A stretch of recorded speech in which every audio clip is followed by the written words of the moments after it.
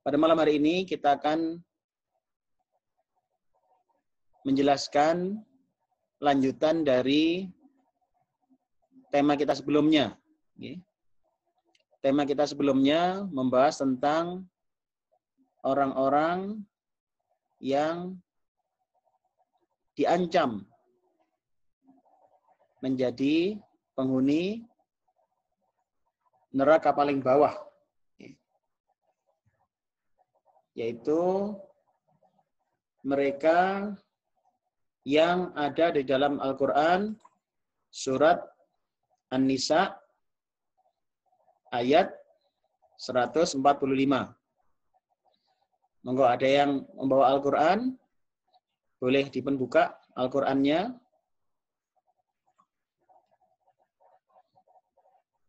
Mas Ivan, baca Al-Qurannya Mas Ivan. Ambil Qurannya. Ambil Quran.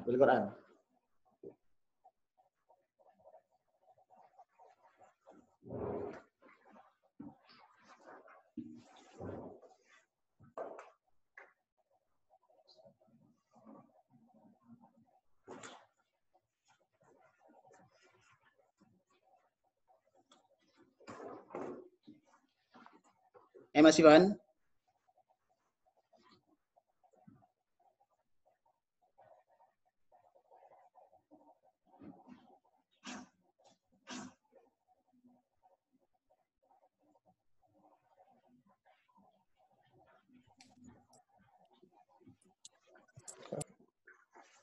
Mas Ivan, sudah?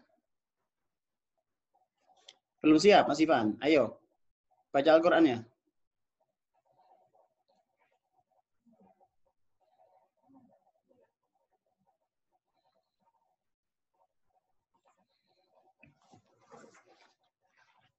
Baik, mungkin Mas Ivan sih nyari Al-Qur'annya sih.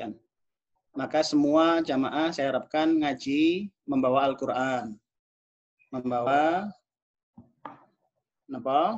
mushaf atau tafsirnya, jadi bisa mengikuti kajian kita yang mungkin tidak lama ini. Harapan kolom semuanya bisa mengikuti dengan baik. Baik, tidak apa. Allah berfirman dalam Al-Quran, surat An-Nisa, ayatnya adalah ayat 145. Allah menjelaskan tentang orang-orang yang akan menghuni neraka paling bawah. Siapa mereka? Ya, ini adalah orang-orang munafik. Orang-orang munafik. Allah dawuh, A'udzu billahi minasyaitonir rajim. Innal munafiqina fid darkil asfali minan nar. Wa lan tajida lahum nasira. Shadaqallahul azim. Allah berfirman, sesungguhnya orang-orang munafik mereka ditempatkan pada tingkatan paling bawah dari neraka. Jadi mereka ditempatkan di tingkatan yang paling bawah dari neraka. Ini merupakan tingkatan paling bawah, paling jelek. Jadi kalau kita bayangkan misalkan tungku, dandang niku sing paling panas, yang paling andap, paling bawah. Bayangkan ini neraka yang paling bawah. Tentu paling mengerikan, paling menakutkan, dan tentu kita berharap tidak termasuk di dalamnya. Saya mencoba mereview, mengulang sedikit dari apa yang kita bahas pada pekan lalu. Hadirin, Mas Muslimin rahmatullah, kita sempat bahas bahwasannya nifak yang besar adalah sebagaimana yang disebutkan yakni orang yang nifak yang besar adalah orang yang mendustakan pokok-pokok agama, pokok-pokok agama. Mendustakan apa? Pokok-pokok. Jadi mendustakan pokok-pokok agama Islam, maka mereka orang munafik besar. Jadi itu adalah manakala mendustakan pokok agama. Satu-satu lah.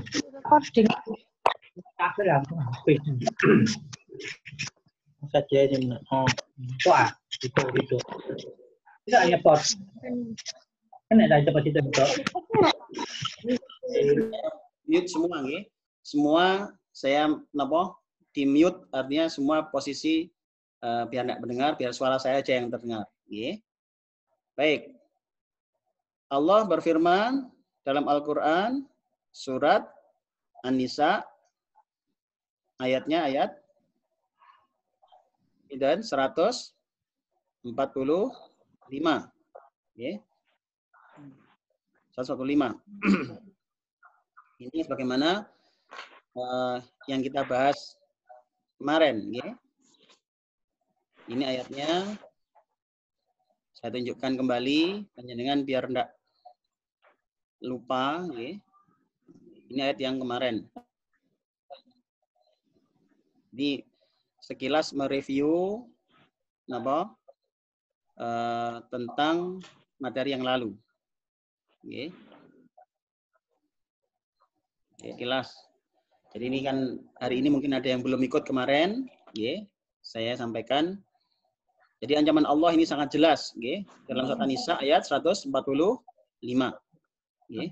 Maka dibentulis bahwa orang munafik akan ditempatkan di dasar atau kerak neraka. Orang munafik akan ditempatkan di dasar atau kerak neraka. Maka hati-hati. Bagaimana agar kita tidak termasuk di dalamnya? Maka hari inilah kita ngaji biar kita tahu ciri-cirinya. Kita tahu ciri-cirinya sehingga mudah-mudahan tidak termasuk di dalamnya. Jadi tahu ciri-cirinya kita bisa menghindari. Nah, ini ciri-ciri nifak besar yang kemarin kita bahas. Jadi hadirin, mungkin sebelumnya nifak itu kan nggak sesuai antara lesan dengan hati. Nifak itu tidak sesuai antara antara lesan dengan hati. Lesan dengan hati. Maka munafik yang besar itu adalah jika yang tidak sesuai niku urusan yang besar. Urusan yang besar, yakni urusan keimanan kepada Allah dan kepada Rasulullah. Maka ini munafik besar. Nah, maka ciri-cirinya ini. Ini ciri-cirinya. Ciri-cirinya adalah seperti ini. Jadi ini mengulang yang pekan yang lalu. Pertama adalah mendustakan Rasulullah Muhammad SAW. Jadi mendustakan Rasulullah itu maksudnya boten ngandel kali Kanjeng Nabi. Boten ngandel kali Kanjeng Nabi.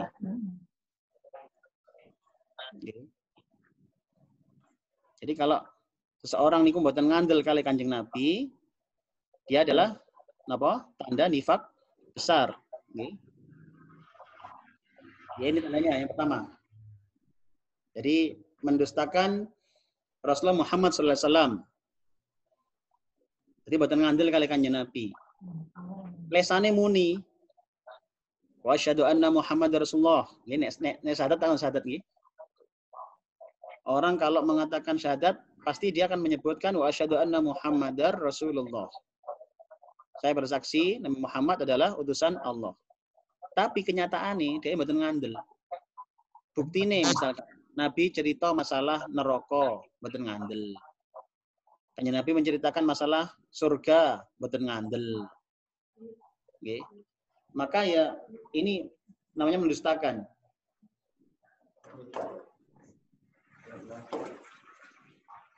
Namanya jenis gak percaya. Ini mendustakan. Ini adalah tanda-tanda apa? Munafik. Jadi mboten ngandel. Buktinya mboten ngandel kan jero ati. Buktinya adalah dia tidak melaksanakan sebagaimana perintah Rasulullah. Dia tidak melaksanakan sebagaimana perintah Rasulullah dan tidak menghindari sebagaimana larangan-larangan Rasulullah. Gak ngandel berarti kan. Seperti ngeten jenengan teng ini Pak Dokter. Buktine ngandel enggak dilakoni ya. Nggih, buktine ngandel niku lak dilampahi. Misalkan doktere ngutus napa? Poso, nggih poso. Doktere ngutus napa? Minum obat sehari 3 kali, nggih 3 kali. Dan iku nek pancen napa? Niki percaya kali Pak Dokter mesti dilakoni. Nah sama. Maka buktinya seseorang itu mendustakan Rasulullah atau mendustakan pelajaran Rasulullah adalah badan lampai. Panjang lebar tahu apa pada pertemuan yang lalu. Ini hanya mengulang sekilas mawon. Kemudian yang kedua adalah membenci Rasulullah atau membenci risalah yang dibawa beliau. Ini tanda-tanda munafik besar. Hati-hati ini. Ancamannya berat sekali. Apa? Membenci. Pas ketemu sama kali ya membenci apa? Membenci Rasulullah. Jadi ini juga harus kita hati-hati diri kita ini biar nggak termasuk orang yang membenci Rasulullah. Bagaimana membenci Rasulullah? Kita sudah bahas pada pertemuan lalu. Untuk mengenali seorang itu benci apa tidak, itu kita bisa kenali dari kebalikannya. Kebalikannya. Kebalikannya tiang benci ini apa sih? Sayang. Kebalikannya benci itu sayang. Nek tiang mboten sayang berarti niku cenderung benci. Mboten kok gampang kok. Nggih. Ndak bisa separuh-separuh itu ndak bisa. Sebenarnya kecondongannya jelas. Maka orang yang misalkan Kanjeng Nabi dihina, Kanjeng Nabi dinyek, Kanjeng Nabi diolok-olok, kok mendel mawon, maka yang jelas dia sudah tidak sayang. Yang jelas dia sudah tidak cinta. Maka bisa jadi kecenderungannya dia sudah benci dengan Rasulullah. Jangan-jangan saat Rasul dihina, dia malah ikut bantu yang menghina. Paling tidak dia tidak pernah menegur orang yang menghina. Niki tanda Rasulullah, dia benci pada Rasulullah. Ini tanda kemunafikan. Hati-hati nggih. Jadi kalau kita mengaku umat Kanjeng Nabi, mengaku cinta Kanjeng Nabi, mestinya saat Kanjeng Nabi niku dihina, saat Kanjeng Nabi niku dicaci maki orang, kita mestinya tandang nggih. Wong kita ni umat kok. Kayak nek jenengan cinta kali garwane, kalau dihina kan jenengan tandang. Jenengan akan berusaha menolak, akan berusaha mengklarifikasi, berusaha untuk menjelaskan, sehingga tidak dicaci maki orang, tidak dihina-hina orang. Maka disitulah apakah kita termasuk orang yang benci apa cinta dengan Kanjeng Nabi, ketinggal dari bukti ini. Tidak bisa ngomong-ngomong tok, aku cinta Kanjeng Nabi, ngomong tok ben saged. Ada buktinya. Buktinya? Buktinya adalah dari tadi, apakah kita peduli dengan urusan Kanjeng Nabi atau tidak. Nek didhawuhi kali dawuhi Kanjeng Nabi, mestine nek wong cinta niku tandang, semangat. Nah, yang ketiga tandanya adalah merasa senang dengan kekalahan Islam atau tidak suka kalau agamanya menang. Ini gandengannya niki. Jadi orang yang tanda munafik besar ini niku mbon sampai seneng kali agama Islam entek seneng. Sehingga nek umat Islam niku digawe kalah-kalah. Dia niku enggak kemerenyeng blas, enggak greget blas nggih. Enggak begitu menolak, berusaha memperbaiki nama mboten, tapi digawe kalah-kalah niku seperti yang saya jelaskan pekan lalu nggih. Agama Islam niku Kanjeng Nabi sampe nyontohaken pelaksanaannya, nggih. Kanjeng Nabi sampe nyontohaken pelaksanaannya. Beliau memberi contoh pada kita bagaimana melaksanakan agama Islam dengan benar, nggih. Contoh sing kula aturaken niku nggih. Islam niku mboten namung damel awak dhewe. Nggih. Jenengan pun pinter agama, pun ngerti. Niku jangan berhenti di situ. Sebarkan kepada saudara kita, anak kita, suami atau istri kita, sebarkan. Ini kewajiban. Kanjeng Nabi rumiyin ngutus para sahabat, hadirin. Ngutus sahabat Nabi untuk napa? Menyebar. Enten tengene negara Persia, enten tengene pundi? Negara Mesir nggih. Untuk mendakwahkan Islam niki. Lho nek pancen Islam niki digawe dhewe-dhewe, nggih, didamel awake dhewe. Lah napa Rasulullah ngutus napa? Sahabat Nabi untuk napa? Dakwah ke sana kemari. Lho nek pancen Islam ini cukup buat diri sendiri. Enggak usah ke sana. Maka kalau kita mencontoh Kanjeng Nabi mestine Islam ini gak digawe dhewe. Wes penting awakku apik, mboten cukup, ndak selesai itu, belum. Ingat dalam Al-Qur'an surat Al-Ma'arij ayat 11 sampai 15, itu ada Allah menceritakan tentang napa bahayanya orang yang tidak peduli dengan orang lain, napa akan dituntut di akhirat. Jadi kalau kita sekarang ini sudah napa baik, alhamdulillah. Tapi jangan cukup itu toh, jenengan harus berusaha memperbaiki orang lain. Semampunya sampaikan, mungkin di tempat kerja, nggih. Sing dereng salat, ingatkan salat. Nggih, mungkin tetangga kanan kiri sing belum ngerti ngaji, ajarkan. Mungkin belum ngerti baca Fatihah, ajarkan. Seperti itulah Islam itu, nggih. Jadi kenapa? Karena pada saatnya nanti akan di akhirat itu akan dituntut, nggih. Orang-orang akan saling menuntut. Insya Allah akan kita bahas di tema-tema berikutnya tentang keadaan di alam akhirat, di alam mahsyar saat orang di napa saling menuntut antara satu dan yang lainnya gara-gara napa masuk neraka. Jadi orang masuk neraka itu jangan dikira terus purun nrimo ngoten nggih. Tiyang neraka niku mboten terus purun nrimo, wis kamu neraka nggih, mboten saged, ndak begitu. Nggih. Mereka itu berlarian kemudian dicegat oleh para malaikat, dilemparkan ke neraka. Lho untuk pundi niku enten ayate. Tengene surat Al-Mulk Tabarok sing mau diwaos niku. Itu Allah dawakan kullama ulqiya fiha faujun sa'alahum khazanatuha alam ya'tikum nadhir. Kullama ulqiya. Setiap kali dilemparkan, loh. Menggunakan kata-kata dilemparkan. Jadi penghuni neraka itu dilemparkan ke dalam. Kenapa? Karena mereka nggak mau. Mereka berlarian, dicekal kali malaikat, diuncal mlebu ngene neraka. Mereka itu tidak mau, mereka juga akan mencari kambing hitam. Nyalahne sinten mawon. Dia akan menyalahkan anaknya, menyalahkan istrinya. Wes pokoknya ya pacarane kesane hukumane dikurangi. Dia menyalahkan semua orang, mengkambing hitamkan orang lain. Makanya hati-hati, hati-hati karena kita ketemu dengan anak, ingatkan dia dengan yang baik, ingatkan tentang masalah ketaatan kepada Allah. Ketemu kali bojo, ingatkan ketaatan kepada Allah. Ketemu kali tonggo, ingatkan ketaatan kepada Allah. Ngoten terus mawon. Kenapa? Karena pada saatnya nanti di akhirat kita bisa termasuk dituntut sama dia kalau dia masuk neraka. Na'udzubillah, na'udzubillah. Insya Allah kita akan bahas lebih detail di tema-tema lain insya Allah. Jadi ini kembali niki ciri-ciri nifak besar. Jadi ada 3 ini. Orang-orang yang munafik besar ini, tandanya niki. Jadi Islam niku saat mau diterapkan niku malah protes. Misalkan enggal niki, sing kula contohkan enggal niki, ada Islam kan ngelarang maksiat, ngelarang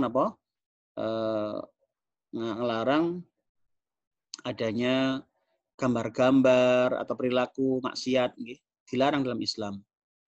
Lalu terus kemudian ada yang mengusulkan mau diterapkan berupa aturan. Jadi peraturan tenggene negara niki tentang peraturan pornografi, tentang undang-undang pornografi, anti pornografi. Sehingga tiang-tiang sing ngelampai awan-awan itu pada dihukum. Lho ngoten kata sing protes, kata sing protes. Dan sayangnya yang protes itu mengaku Islam juga. Lho ini gak cocok kan ini. Padahal ajaran Islam sudah mengajarkan untuk menolak atau menahan dari maksiat. Lah saat ini aturan agama diterapkan oleh negara tambah muring-muring. Ini perlu dicek. Jangan-jangan ada bibit kemunafikan besar karena nggak ngerti itu adalah aturan dari Allah. Wallahu a'lam. Kita doakan semua dapat hidayah dari Allah Subhanahu wa taala. Pun ini adalah nifak besar.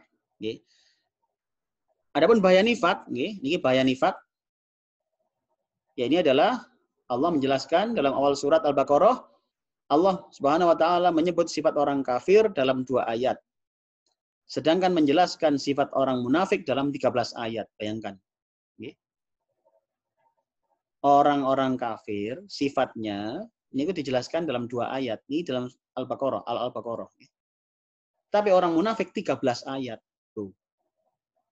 Ini menunjukkan bahayanya orang munafik. Bahaya sekali orang munafik, hadirin. Napa sih bahaya nih? Lho nek karuan kafir wonten karuan nggih. CJ klambine, CJ panggonane, kan ngoten nah. Nek karuan kafir lho ya. Tapi ini ki ngaku Islam ya napa? Klambine Islam, nggih kopian, nggih.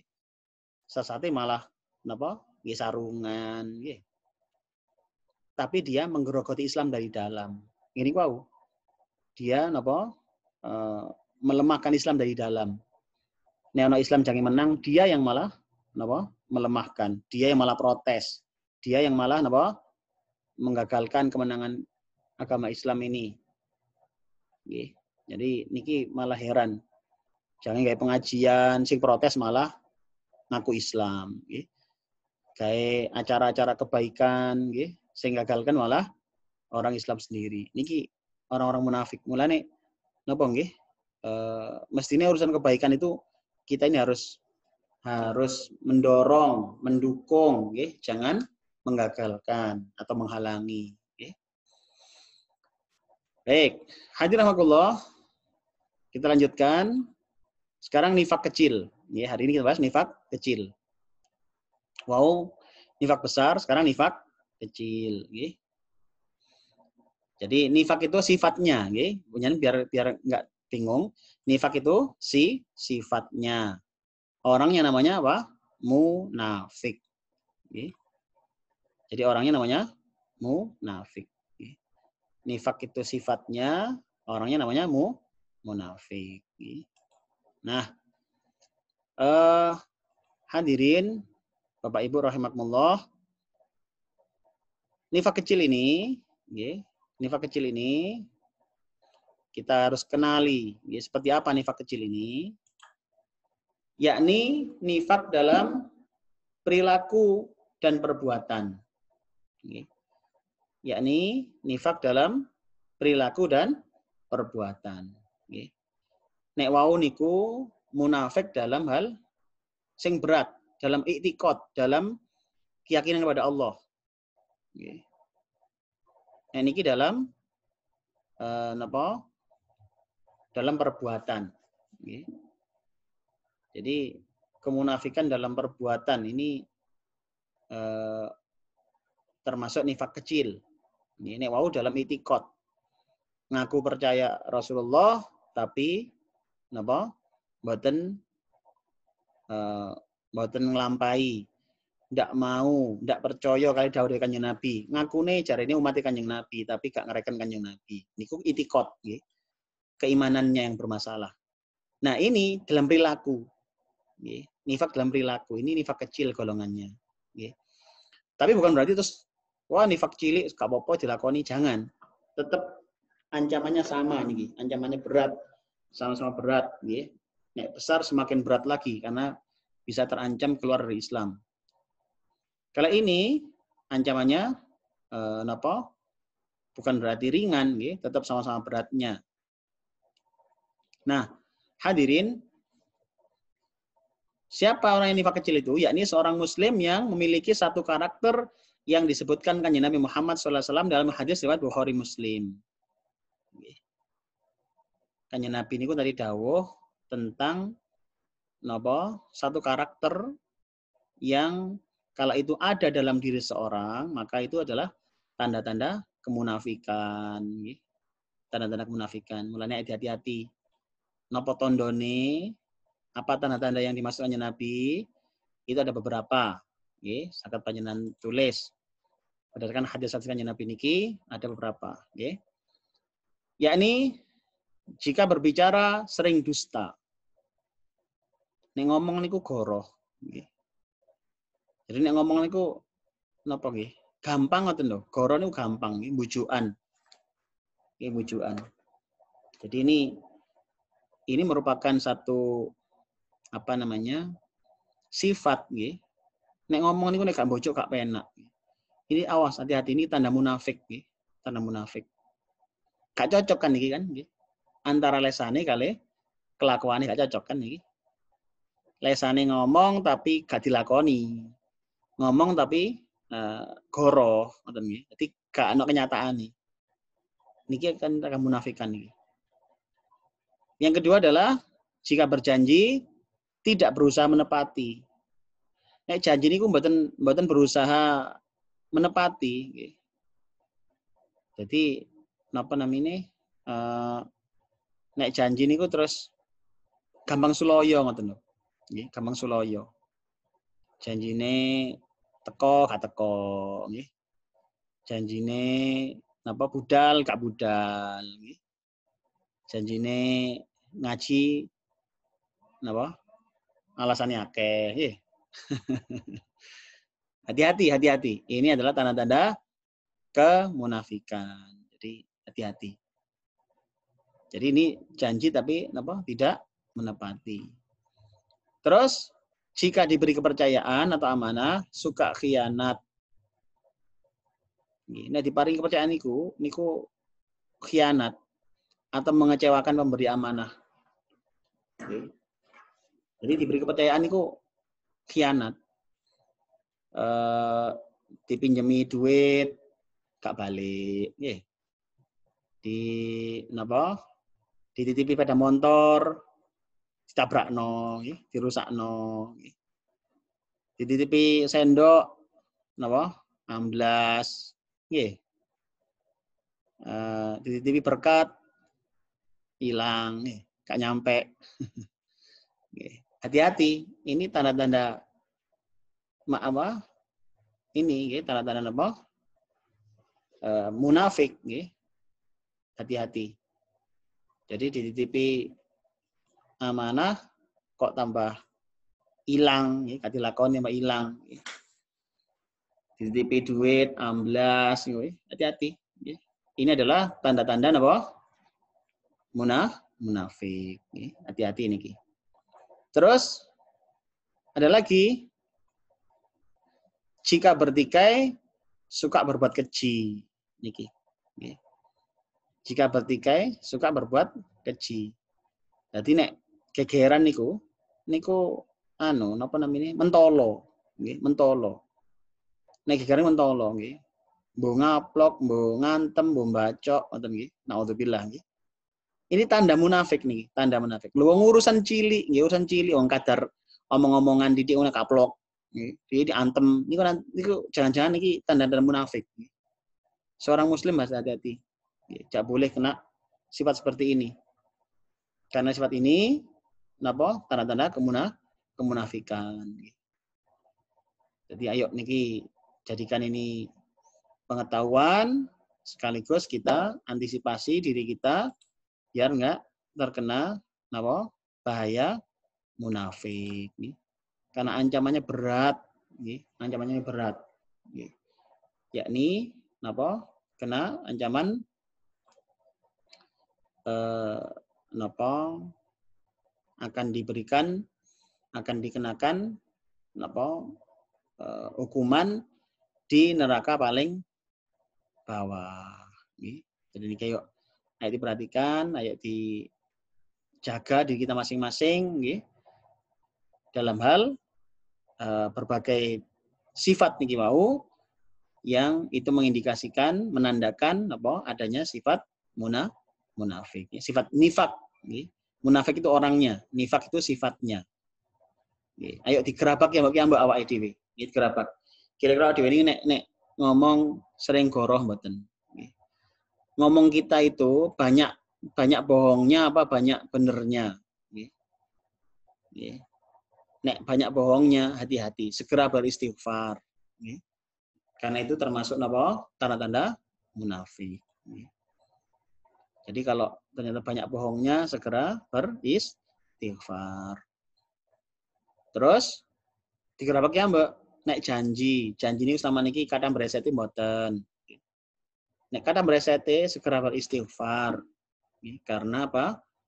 Karena ini termasuk tanda-tanda apa? Munafik. Hati-hati. Nek janji sering suloyo, gampang suloyo. Gampang. Wis kok yo kasito niku suloyo mas suloyo. Jangan mudah begitu. Kalau berjanji usahakan menepati. Jadi itulah yang dicontohkan oleh Rasulullah Muhammad sallallahu alaihi wasallam. Jadi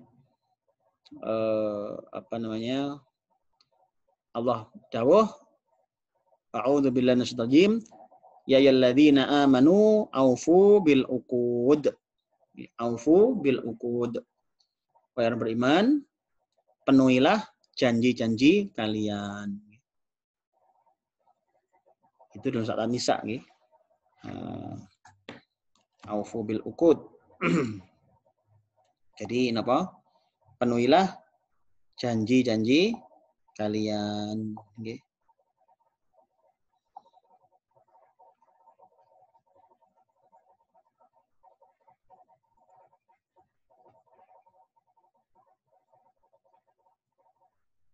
Jadi napa? Jangan sampai kita mudah mengingkari janji. Nggih. Baik, sampai di situ ada yang ditanyakan dulu? Sebelum saya lanjutkan, saya persilakan. Monggo, sebelum saya lanjutkan. Ini Pak Tanglet, silakan diklik mic-nya masing-masing.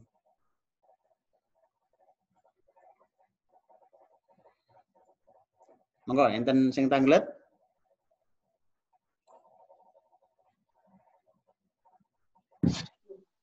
Monggo, Bu Ani Tanglet.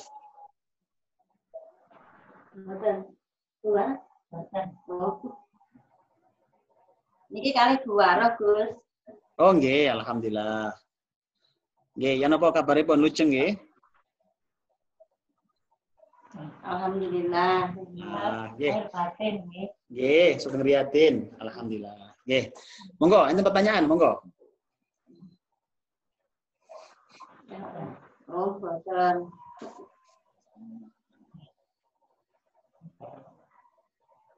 Dereng wonten? Baik. Kalau belum ada, kita lanjutkan pembahasan tentang nifak kecil. Oke. Nifak kecil. Baik.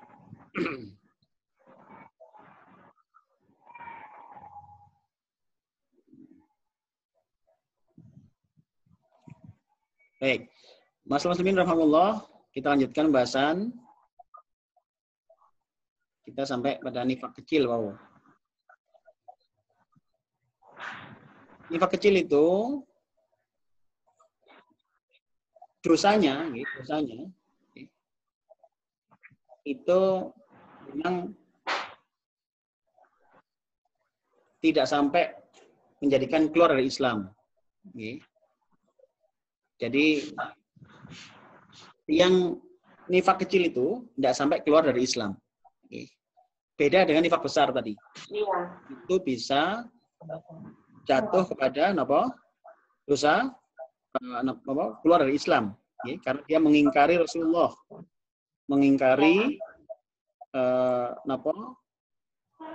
Allah dan Rasulnya, nggih. Mboten percaya kali agama Islam, mboten ngandel, mboten napa, mboten gatekne, nggih. Maka itu bisa keluar dari Islam. Dia bisa murtad gara-gara itu. Nggih. Mboten purun salat niku, tiyang mboten purun salat nggih niku bisa kan macamnya enten 3, nggih. Orang ndak sholat itu bisa jadi karena dia belum tahu. Okay. Dereng ngerti nek sholat niku wajib. Dereng ngertos pilih sholat itu kewajiban. Okay. Mungkin belum tahu kan ya. Pertama ini. Yang kedua mungkin belum mau. Okay. Ngerti saja nih tapi mboten purun tandang, mboten purun budal. Okay. Lah mboten purun budal ini krana napa? Niki lho yang dibahas nggih. Nek krana aras-arasen misalkan nggih, mboten purun salat subuh krana aras-arasen. Itu dosa dia. Maksiat kepada Allah. Tetapi nek niku mboten purun salat karena mengingkari kewajiban salat, nah niki menentang kewajiban salat. Maka inilah dosa besar dan bisa bahkan dianggap keluar dari Islam. Wong perkara wajib kok terus napa? Gati-gatekne bahkan ditolak bahkan napa menentang. Niku walaupun lesane muni syahadat tapi dia menentang peraturan Islam niku bisa digolongkan dia napa?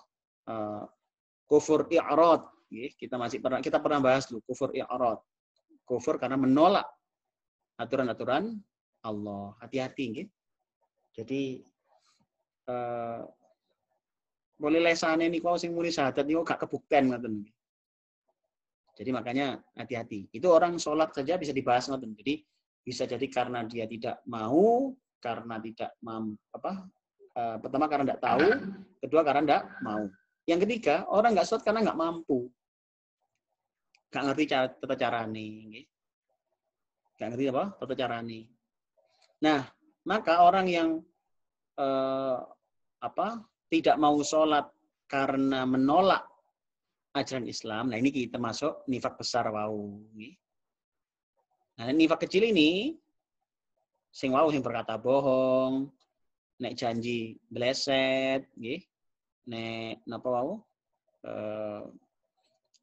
diparingi amanah niku khianat, itu tidak menjadikan keluar dari Islam. Jadi mboten sampai dianggap medal Islam. Tetapi termasuk dosa besar. Jadi tetap dosa gede, walaupun tidak keluar dari agama Islam. Jadi makanya ini kita harus hati-hati, walaupun ini ini kan tidak menjadikan keluar dari Islam, terus mbrono, jangan, hati-hati. Jadi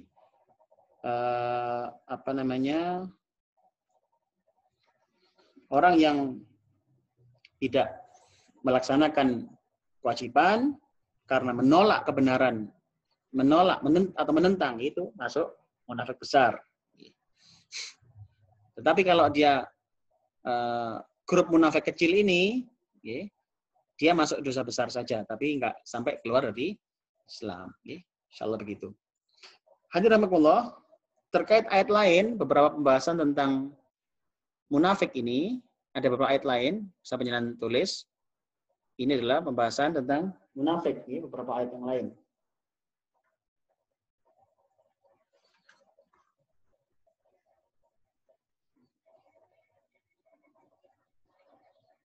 Baik.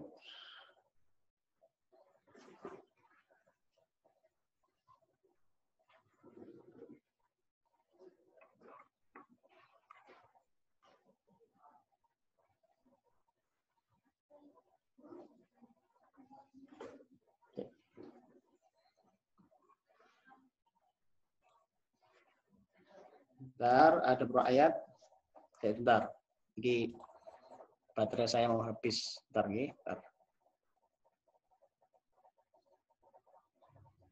Nah, ente sing bari tanglet, monggo mboten apa. Sik niki baterai kula bari telas, sedap.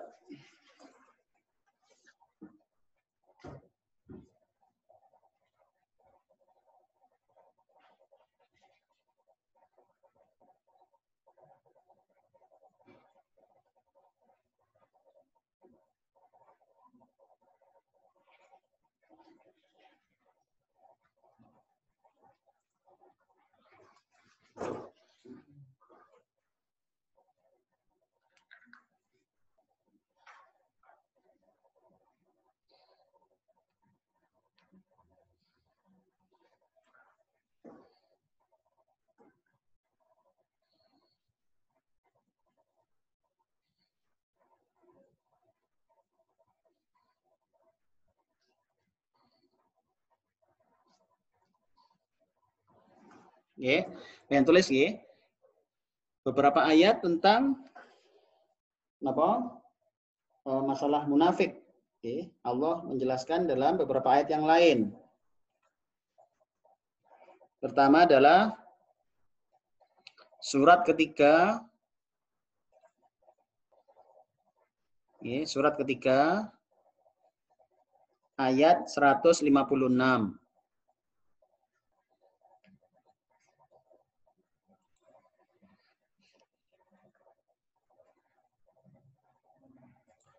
Nggih.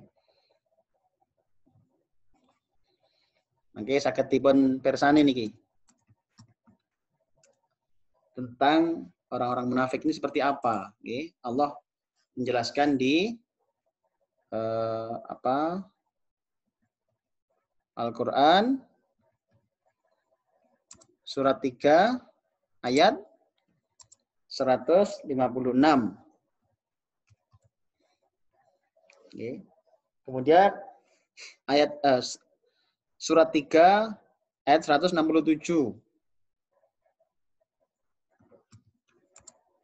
3 ayat 167. Kemudian surat 3 179. 3 179. Yang sangat pirsani mangke. Bagaimana Allah menjelaskan orang-orang munafik ini seperti apa. Kemudian Al-Quran surat keempat ayat 61. Kemudian Al-Quran surat keempat ayat 62.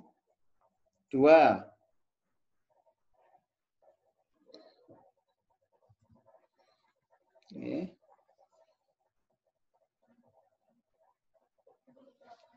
Kemudian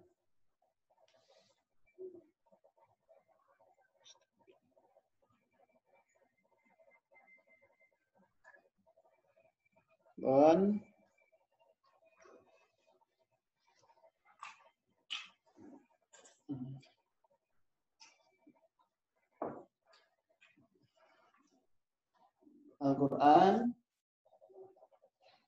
surat keempat ayat 77. Ayat 77. Kemudian surat keempat ayat 78.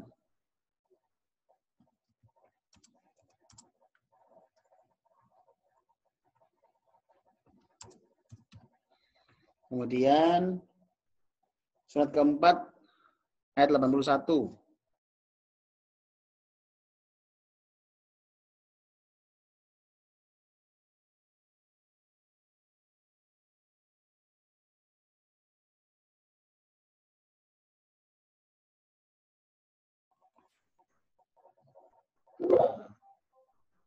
Mohon maaf nih, suaranya hilang nih, kalau sempat hilang jaringannya. Kemudian 488. 488.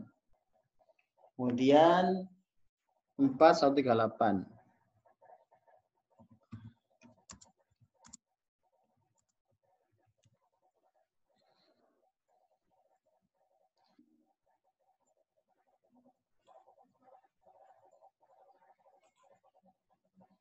Jadi ini adalah pembahasan-pembahasan tentang munafik. Oke, ini ayatnya. Panjenengan saged tulis ini 10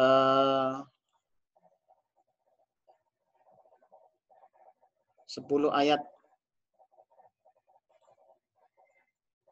Nah, terkait bahasa munafik nih, masih ada lagi sebenarnya nih, tapi paling tidak panjenengan semakin kenal, semakin jelas, nggih. Bagaimana sih munafik itu? Nggih. Bagaimana orang dianggap munafik dan apa sifat-sifatnya seperti apa?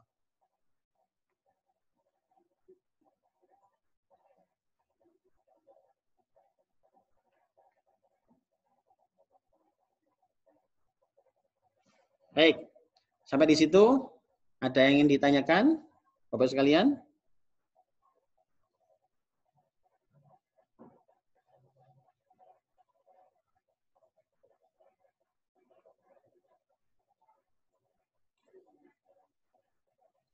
Monggo, yang ditanyakan mungkin silakan. Pada kalian yang ingin menyampaikan sesuatu.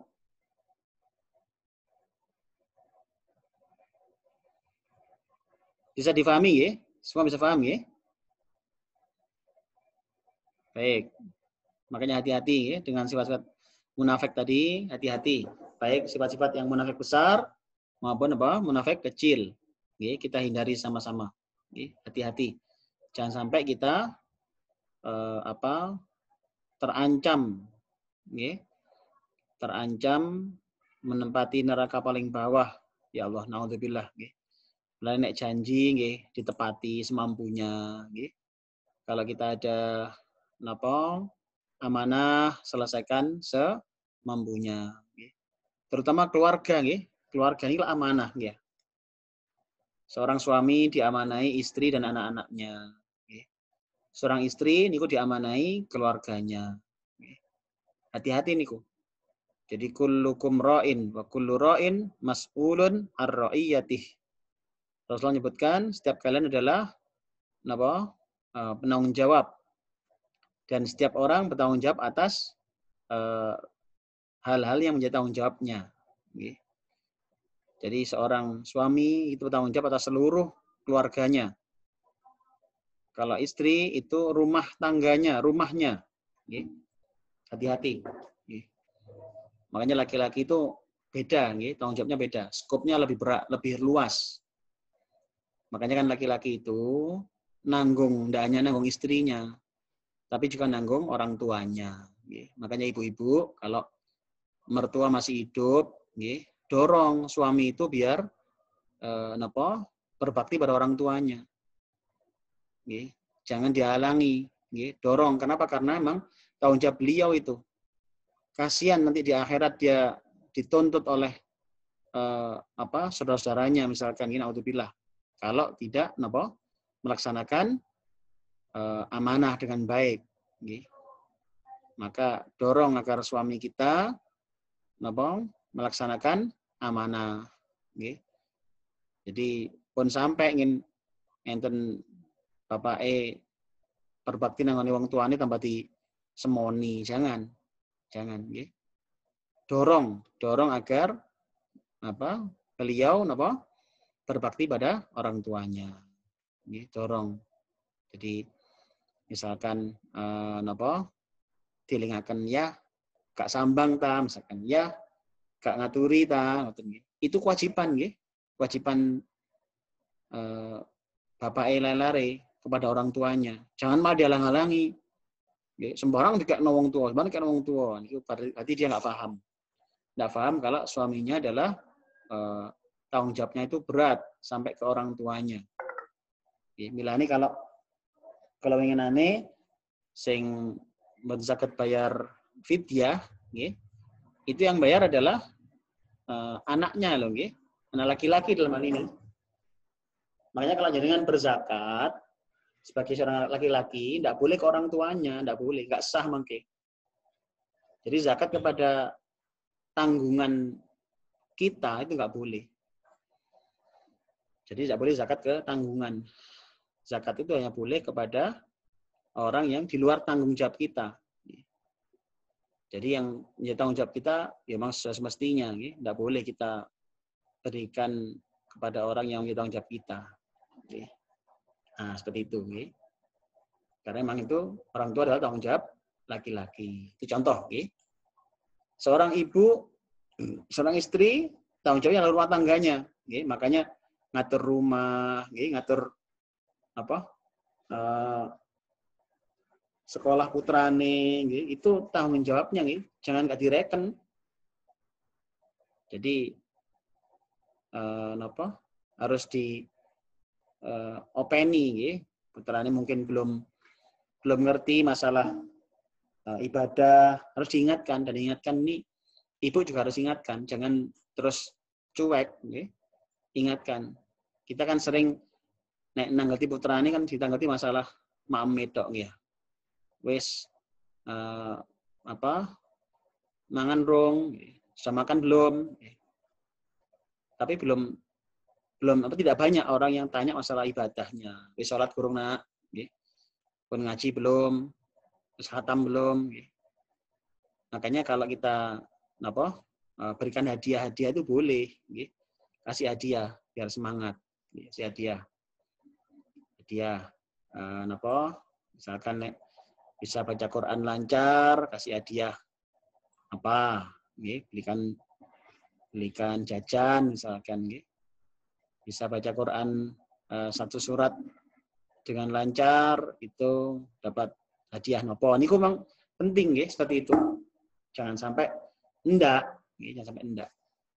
Jadi memang itu adalah cara-cara agar tanggung jawab kita terselesaikan. Baik, ada pertanyaan yang lain?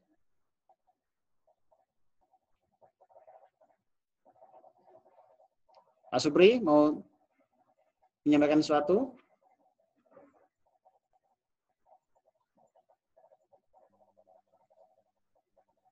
Assalamualaikum warahmatullahi wabarakatuh. Waalaikumsalam warahmatullahi wabarakatuh. Monggo. Jadi tadi disampaikan mengenai perilaku atau perbuatan nifaq kecil ya. Ini ada 4 poin. Apakah itu dari keempat itu dilakukan satu orang atau hanya mungkin satu orang ini hanya menjalani satu sifat? Itu apa sudah termasuk nifaq kecil? Misal satu orang ini suka berbohong aja, tapi orangnya baik. Apakah itu juga termasuk nifaq kecil? Baik. Terima kasih. Assalamualaikum warahmatullahi wabarakatuh. Waalaikumsalam warahmatullahi wabarakatuh. Baik. Matur nuwun, bagus. Nabi itu bersabda begini. Dalam hadis riwayat Bukhari dan Muslim. Itu Nabi dawuh arba'u man kunna fihi kana munafiqan khalisan. Ada 4 perkara, barang siapa dalam dirinya ada 4 perkara itu, maka dia seorang munafik sejati. Jadi ini 4 ini jangkep, 4 ini jangkep, ini munafik sejati. Asli pokoknya pun, munafik asli. Apa bisa 4 itu pada diri satu orang? Bisa. Bisa. Ngeri kalau lihat orang seperti itu. Ngomong mesti goro, janji gak tahu ditepati, nek gegeran niku mentalan, sedih. Dan ini yang kita harus antisipasi, karena dalam satu riwayat juga sebutkan nanti di akhir zaman tanda dekatnya kiamat adalah munculnya para pemimpin yang tergolong munafik ini. Jadi janji gak tahu tepati, ngomong mesti goroh, pokoknya omongan ini kus hok tok pokoknya isan nggih. Isone mengelabui orang saja. Terus mentalan mbek rakyat dhewe. Naudzubillah. Ini akan muncul seperti itu, maka hati-hati. Barang siapa yang menjadi pembelanya, maka Rasulullah tidak akan pernah mengundang dia ke telaga Kausar. Ingat tengene alam mahsyar niku, Wanas niku, pada saat itu orang-orang berebut mencari minum. Rasulullah itu punya telaga. Seluruh Nabi punya telaga. Telaga Rasulullah itu paling lebar, paling luas. Dan orang berbondong-bondong kepingin minum nomoriku. Tapi ternyata ada orang yang diusir dari sana. Siapa yang diusir dari sana, yang nggak boleh minum ini? Yaitu orang-orang yang menjadi pembela para pemimpin yang munafik ini. Mulai hati-hati, sudah kita ini akan dihadapkan pada seperti itu. Ini akhir zaman akan ketemu seperti itu. Nah, ini munafik yang sejati adalah jika 4 itu ada dalam satu diri orang itu. Munafiqan khalisan. Wa man kanat fihi khoslatun minhunna kanat fihi khoslatun minan nifaqi hatta yada'aha. Kemudian Nabi dawuh lagi, dan barang siapa dalam dirinya ada salah satu darinya, maka dia memiliki satu sifat munafik. Jadi nek situ tok niku dia sudah termasuk munafik, Mas Bi. Sampun. Tetapi tidak munafik sejati sing disebutaken niku. Jadi munafik munafikon khalisun niku nggih, munafik sejati. Naudzubillah nggih. Sampai kaya ngoten julukan Kanjeng Nabi nggih, munafik nyel pokokipun. Ada orang yang sifatnya hanya satu. Dan itu termasuk sudah orang munafik. Hatta yada'aha, sampai dia meninggalkannya. Jadi nek panjat kayak ngoten niku tetap munafik, nggih. Sampai dia mau meninggalkannya. Jadi makanya nggih disebut munafik sudah. Sampai dia kapan? Sampai dia mau meninggalkannya. Mulane hati-hati nggih. Ngomong dijogo, nggih. Puasa wingi lak pun kita sampun diajari nggih. Puasa itu kan sampai napa? Man lam yada qaula zur wal amala bihi. Barang siapa yang tidak bisa meninggalkan omongan-omongan bohong, omongan-omongan gak manfaat, gitu. Itu falaisa lillahi hajatun fima yada'a ta'amahu wa syarabahu. Al-hadits kama qala. Nabi sampai dawuh, barang siapa yang tidak bisa meninggalkan omongan goroh, omongan gak manfaat, omongan jorok, maka puasanya itu gak direken kali Gusti Allah. Belas gak direken. Makanya hati-hati, kalau semalam puasa Ramadan kita sudah dilatih untuk gak ngomong goroh. Setelah Ramadan dijaga, jangan gampang goroh. Amal kita itu gak direken ya Gusti Allah. Jadi ngomong hati-hati, Joko, jangan bohong. Janji ayo ditepati. Dikasih amanah dijaga, diamanahi teman dijaga, diamanahi uang dijaga, benar-benar sampaikan pada yang memang berhak. Itu adalah untuk mencegah tidak kena munafik. Jadi seseorang dianggap munafik sampai dia meninggalkannya, gitu. Jadi sampai meninggalkannya. Jadi ini adalah salah satu cara agar kita tidak termasuk orang-orang yang munafik, nggak kena munafik. Baik, cukup jelas, Asri?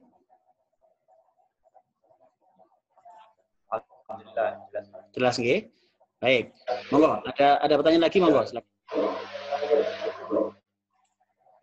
Yang lain mungkin Pak Wahab mau bersuara, silakan Pak Wahab.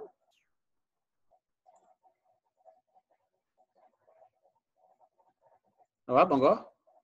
Mau bersuara, silakan.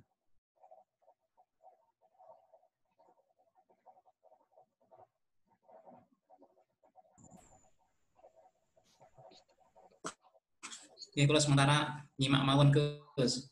Nggih. Baik. Belum ada belum ada ide, belum ada masukan, nggih. Baik. Yang lain mungkin Bu Ani mau tanggil, Bu Ani silakan.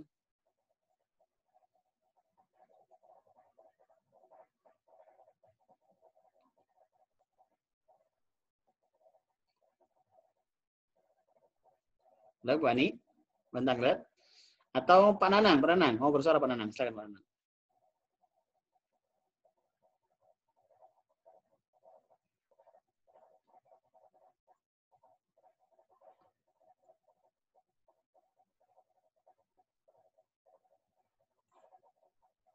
Belum ada? Baik, kalau belum ada, saya tambahkan materi sedikit, tentang masalah yang lainnya. Ini ada tambahan lagi. Hadirin rahimakumullah, masalah silaturahim, yang kemarin setelah kita bahas pada pertemuan Ramadan, cuma mungkin karena belum banyak yang mirsani, ini saya tambahkan sekali lagi saya ulang untuk masalah silaturahim. Baik.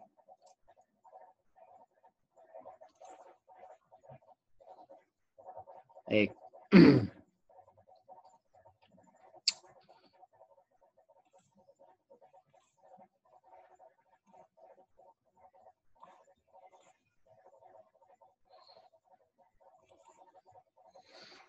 bismillahirrahmanirrahim. Hadirin, ini tema tambahan, nanti insya Allah bisa kita ulas dalam tanya jawab jika memang diperlukan tentang silaturahim.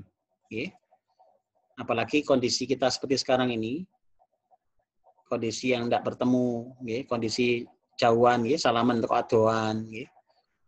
Apakah bisa kita bersilaturahim? Nah, itu yang akan kita jawab nanti. Hadirin rahimakumullah, kita sudah pernah bahas tentang hukum silaturahim. Nggih. Silaturahim itu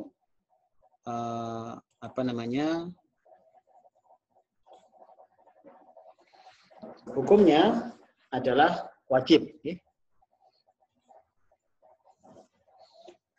Jadi ini yang Allah tunjukkan dalam surat An-Nisa ayat 1. Oke, panjang bisa tulis ini. Adalah perintah untuk apa? Silaturahim. Oke, ada 19 ayat. Oke, para ulama bilang ada 19 ayat dalam Al-Quran itu yang memerintahkan untuk silaturahim. Jadi kita silaturahim itu wajib hukumnya. Oke. Bahkan dalam hadis kanjeng Nabi dawuh, barang siapa menyambung silaturahim, Allah akan menyambung dengan kasih sayangnya. Nih. Jadi nek nyambung silaturahim, Allah ini pun nyambung dengan kasih sayangnya. Sebaliknya barang siapa memutusnya, maka Allah akan memutus juga darinya. Jadi nek jenengan nyambung silaturahim, Allah nyambung dengan kasih sayangnya buat jenengan. Tapi kalau jenengan memutus silaturahim, Allah juga akan memutusnya. Nih. Makanya ini harus hati-hati, harus hati-hati. Jangan sampai kita terkena masalah ini.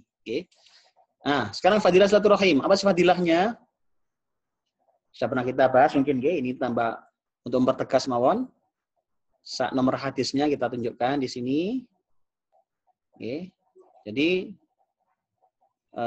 orang yang silaturahim itu akan diberikan, dilapangkan rizkinya. Dilapangkan rizkinya. Jadi ini adalah satu fadilah yang besar. Dilapangkan rizkinya. Kemudian selain dilapangkan rizkinya juga diberikan, dipanjangkan umurnya. Ini hadisnya sama. Hadis nomor 5986 ini. Jadi selain dilapangkan rizkinya, akan dipanjangkan umurnya. Ini luar biasa. Seperti yang saya contohkan ke jenengan semuanya, nek dipanjangkan dilapangkan rizkinya, tapi umurnya pendek, ini nggak seneng.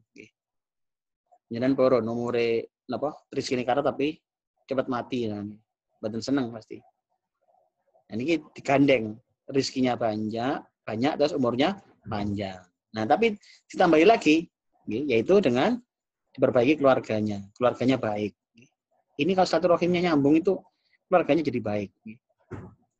Jadi rizkinya banyak, umurnya panjang, plus keluarganya jadi baik, jadi harmonis.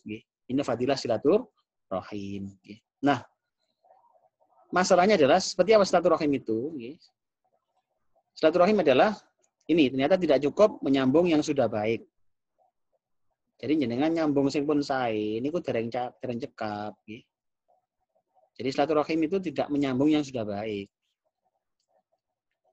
Tapi nyambung sing nyambung sing baik itu sae, tapi belum cukup. Niki Nabi dawuh niki.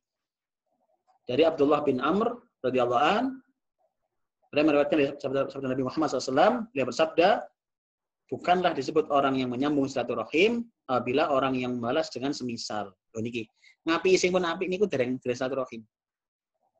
Nggih. Laisal wasil al mukafi.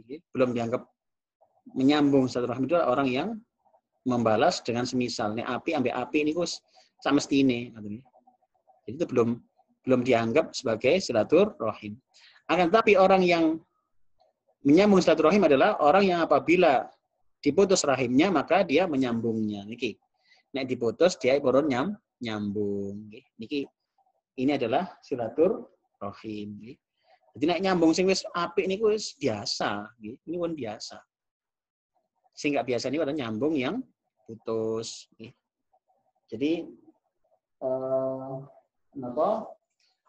silaturahim itu seperti itu. Jadi jenengan kepengin asal ganjaran sing gede wau, maka sambunglah tali silaturahim. Sing pedot itu sambung. Jadi jangan hanya ngurus sing api, nek nyambung sing api biasa. Makanya nih mumpung Ramadan, mumpung suasana Syawal, nyambung sing berpedot, sing tahu geger-gegeran, nggih, tahu gak sapan sinapan, sing nate cotaan, nggih. Mungkin ini saatnya untuk kita saling memaafkan, saling menyambung silaturahim lagi, nggih. Itu kesempatan, nggih. Walaupun jane nggih maaf-maafan gak ngenteni tahunan, nggih. Setahun sekali baru maaf-maafan. Mungkin mari ngoten gegeran maneh, jangan. Mestinya kita berusaha nyambung, pokoknya putus nyambung lagi itu caranya, gitu. Nah, maka dalam hadis yang lain ini itu adalah Nabi dawuh silman qata'aka, gitu. Sambunglah yang memutusmu. Terus wa'ti man haramaka, dan berilah pada orang yang kikir padamu. Jadi berilah pada orang kikir. Jadi nang sing medhit-medhit teng jenengan niku njenengan paringi itu malah bagus niku. Niku pahala gede banget. Nah jenengan maringi sing tiyang sing wis medhit teng jenengan niku wis luar biasa ganjarane. Nek maringi sing wis loman biasa maringi terus jenengan balesi maringi niku pun biasa. Wis sak mestine gitu. Tapi nek sing niki luar biasa niki jenengan. Wong medhit kalian jenengan gak tau ngaturi jenengan terus jenengan ngaturi, kuwi luar biasa. Nggih. Kemudian berpaling dari orang yang zalim pada kita. Jadi maafkan orang yang zalim pada kita. Okay. Jadi kedzaliman jangan dibalas dengan kedzaliman. Jadi balas dengan maaf, balas dengan doa kebaikan-kebaikan. Inilah silaturahim ini. Okay. Jadi maka bagaimana silaturahim di masa pandemi seperti sekarang? Nah, kan, okay. Bagaimana caranya? Napa sakit asal ganjaran silaturahim walaupun tidak ketemu ngeten iki, walaupun suasananya pandemi, gak iso ketemu, gak iso salaman atau atuan tok, nggih. Nggih tahun niki, nggih baru tahun niki jajan kula wutuh, nggih. Jajan teng ngene napa? Griya niku wutuh. Didahar paling kok kalong seperapat kok niki ya. Sing liyane dahar dhewe, nggih. Maka caranya bisa dengan melaksanakan 3 hal ini. Apa itu? Menyambung yang putus, memberi yang kikir, dan memaafkan yang zalim. Dan ini tidak harus ketemu, bisa hanya dengan maafkan dari jauh. Doakan kebaikan, okay? Kemudian beri hadiah pada orang yang mungkin nggak pernah beri hadiah kita, nggak apa-apa, kita kirimi di paket nih bisa. Ini cara-cara kita silaturahim sehingga mudah-mudahan mendapatkan pahala besar. Oh, okay? Apa tadi pahalanya? 3, diberikan rezeki yang luas, umur yang panjang, dan keluarga yang harmonis. Okay? Makanya jika ada bahkan silaturahmi itu bahkan membuka pintu-pintu rezeki, rezeki sing sumpek seret-seret iku njenengan silaturahim lak kebuka nih. Sakit sing gak waras-waras niki njenengan silaturahim. Nggih, kula dapat tombo, nggih. Kenapa? Karena memang begitu. Karena Allah kan berjanji akan memanjangkan umurnya, nggih. Jadi berarti kan nek loro dikasih silaturahim ta waras kan, ketemu tombo, nggih, panjang umure. Wallahu alam. Nggih, dan keluarga gegeran njenengan silaturahim ta lah. Lagi kirani insyaallah leren. Karena memang itulah pahalanya orang yang silaturahim. Gimana caranya silaturahim? Mau nyambung sing putus, terus 3 tadi nggih. Nyambung yang putus, memberi orang yang kikir, dan berpaling dari orang yang zalim. Baik. Masih ada waktu 5 menit sebelum ditutup. Ada pertanyaan lagi? Monggo.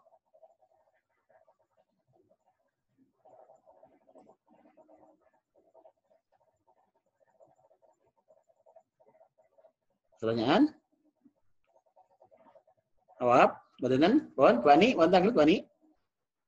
Nggih, sing biasa bersuara ndak ketahuan suaranya, nggih. Napa hari ini memang banyak saudara kita yang masih juga absen, nggih.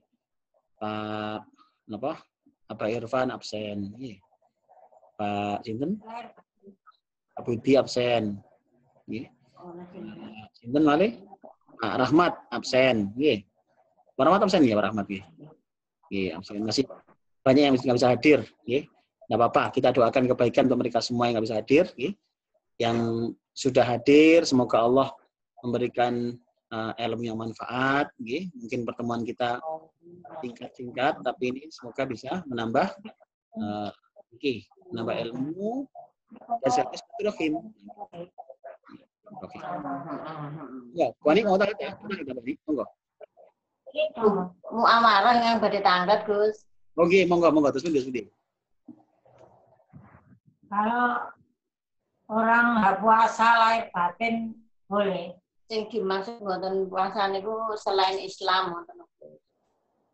Iya napa? Mboten puasa lahir batin. Ini apa maksudnya? Ngerti misalnya orang Nasrani lahir ten Bu Amaroh niki terus pripun ngoten lho. Kalau orang Kristen ini loh. ya napa Bu? Jadi orangnya non muslim toh nggih? Nggih. Nggih. Kalau orang non muslim jelas tidak? Nggih. Orang non muslim jelas mboten kena perintah puasa. Nggih, yang perintah kan hanya orang muslim. Dalam Al-Qur'an itu kan Al-Baqarah ayat 83 itu kan Allah menjelaskan tentang apa? Orang-orang yang muslim itu. Jadi a'udzubillahi minasyaitonir rajim. Ya ayyuhalladzina amanu kutiba alaikumusshiyam. Jadi orang beriman, ini dipanggil orang-orang beriman. Jadi orang-orang muslim dalam hal ini, nggih. Orang-orang Nasrani juga ada puasanya, nggih. Orang ada puasanya, tapi beda, syariatnya beda dengan kita. Nggih. Tapi yang dipanggil dalam ayat ini, konteks ayat ini adalah orang-orang yang Islam. Baru kemudian kama kutiba alal ladzina min qablikum, sebagaimana Allah telah merintahkan pada orang-orang sebelum kalian. Jadi kita ini diminta puasa ya, bagaimana umat-umat Nabi terdahulu juga berpuasa. Jadi perintah puasa yang Islam mawon Budi. Yang sing mboten Islam mboten perintah puasa. Nggih. Ngoten to. Napa maksudipun? Ingkang dimaksud Bu Arah kan ada tanggi non muslim niku wau terus yang mbake lahir batin ten Buwarah niku terus dipun. Oh, maksudnya anu ta nyun sepuro ta niki. Lahir batin nyun sepuro niki. Walah. Iki mboten napa diterami mawon. Mboten napa-napa diterami mawon. Jadi ada orang enggak puasa tapi dia ngajak maaf-maafan gitu. Mboten napa-napa nggih. Misalkan moro tengene jenengan Budi sepurane anu lahir batin salah-salahku. Nggih ngoten mawon. Mboten usah dibedakne kon enggak poso ae kata sepuro, mboten napa nggih. Dimaafkan saja, enggak apa-apa nggih. Ngoten. Jadi nek niku masalah niku mboten napa-napa niku Budi. Jadi cuman kan masalah niki sing sakniki niki social distancing niki nggih napa physical distancing niki sing kudu gak oleh temuk-temukan apa mboten asal salaman niki lah aturan kesehatan karena khawatir apa niki corona niki nggih.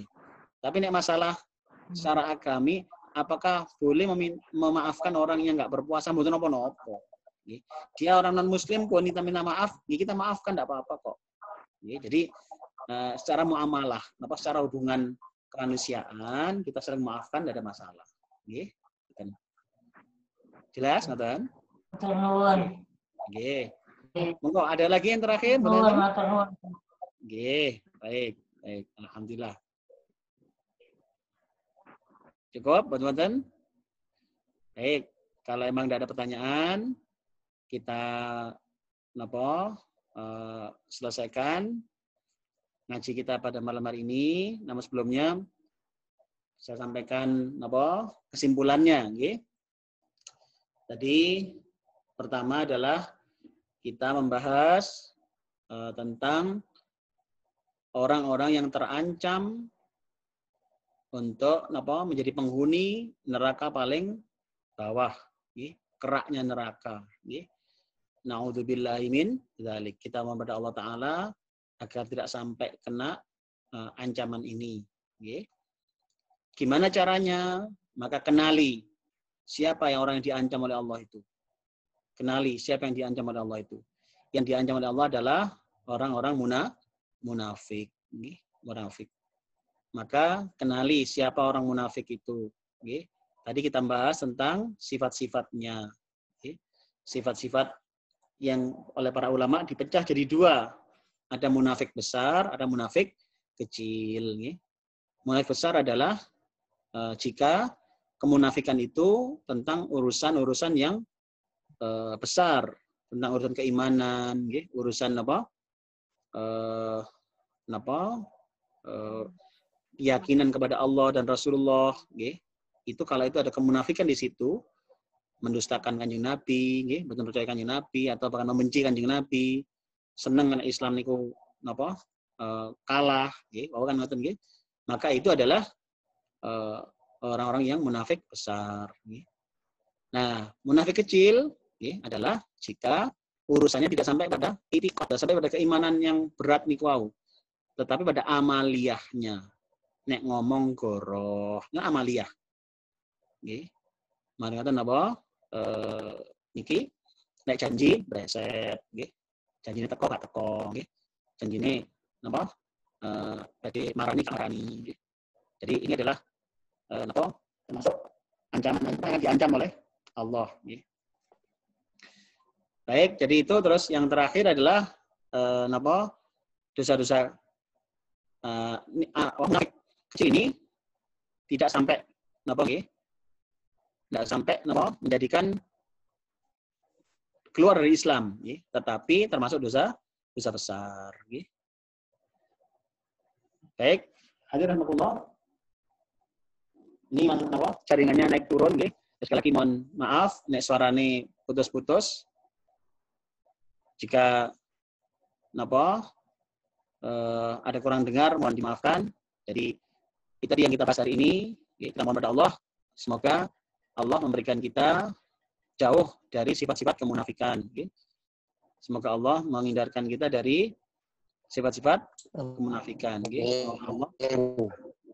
Semoga Allah menjaga kita, memperbaiki keadaan kita dan istiqomah, istiqomah senantiasa melaksanakan ajaran Islam dengan sebaik-baiknya.